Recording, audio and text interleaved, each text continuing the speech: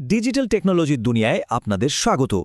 আজকে আমরা এমন একটা জিনিস নিয়ে কথা বলবো যা আমাদের চারপাশের প্রায় প্রত্যেকটা ডিভাইসের ভেতরেই কিন্তু কাজ করে যাচ্ছে, আর সেটার নাম হলো ডিমাল্টিপ্লেক্সার। চলুন তো দেখি ব্যাপারটা কি। আচ্ছা, কখনো কি মাথায় এসেছে একটা কম্পিউটার ঠিক কিভাবে একটা সিগন্যালকে অনেকগুলো আলাদা আলাদা জায়গায় পাঠায়? ধরুন, একই ডেটা থেকে কিছু যাবে প্রিন্টারে, কিছু মনিটরে, আবার কিছু হয়তো স্পিকারে। এই যে জটিল কাজটা, এর উত্তরের মধ্যেই কিন্তু লুকিয়ে আছে ডিমাল্টিপ্লেক্সারের আসল কারসাজি।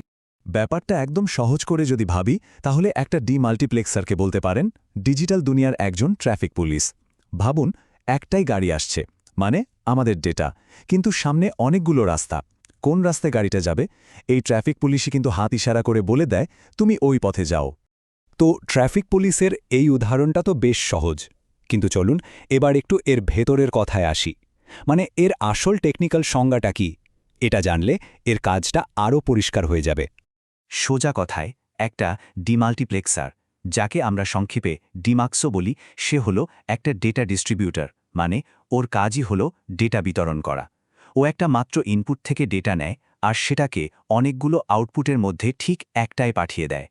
ব্যাপারটা আরও মজার হয় যখন আমরা এর উল্টো জিনিসটার কথা ভাবি, মানে মাল্টিপ্লেক্সার।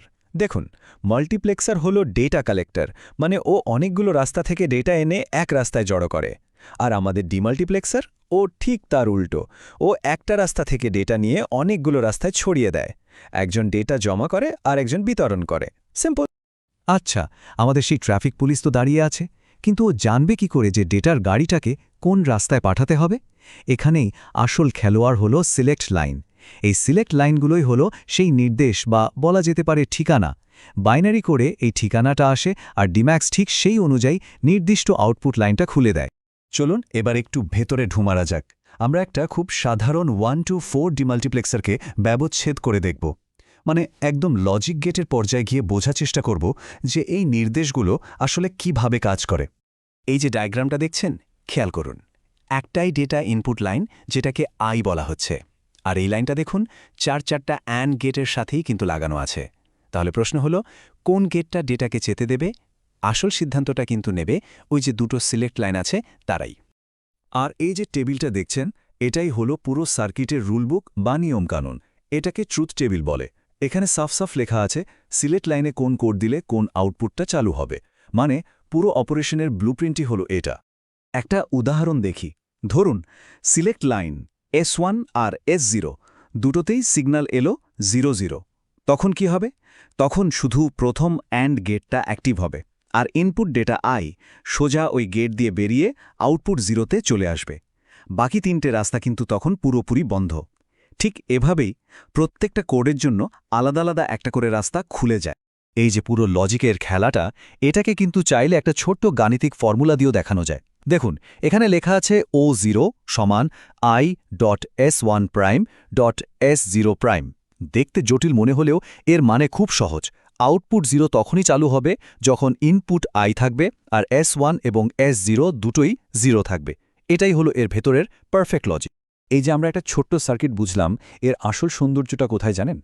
এই একই মূলনীতি ব্যবহার করে এটাকে যত খুশি বড় করা যায়। ধরুন, আপনার 4টার বদলে 8টা আউটপুট লাগবে, বা 16টা, কোনো ব্যাপারই না। মূল আইডিয়াটা কিন্তু একই থাকবে। চলুন দেখি কিভাবে এটা করা হয়। এই দেখুন, এটা একটা 1 থেকে অ্যাড ডিমাল্টিপ্লেক্সার। আউটপুট ডাবল হয়ে গেছে, তাই না? আর এটা কন্ট্রোল করার জন্য কি করা হয়েছে? জাস্ট একটা এক্সট্রা সিলেক্ট লাইন যোগ করা হয়েছে। ব্যাস, মূল ডিজাইন কিন্তু একদম আগের মতোই। তাহলে 8টা আলাদা আউটপুটকে কন্ট্রোল করতে কটা সিলেক্ট লাইন লাগলো? উত্তর হলো 3টা। কেন? কারণ 2 to the power 3 হলো 8। এই সহজ অঙ্কটাই ঠিক করে দেয় যে সার্কিটটা কত বড় হবে। এতক্ষণ তো আমরা থিওরি নিয়ে কথা বললাম। এবার চলুন একটা সত্যিকারের উদাহরণ দেখি, যেখানে ডিমাল্টিপ্লেক্সের একটা হিরোর মতো কাজ করে। আর সেই কাজটা হলো সিরিয়াল ডেটাকে প্যারালাল ডেটাতে কনভার্ট করা।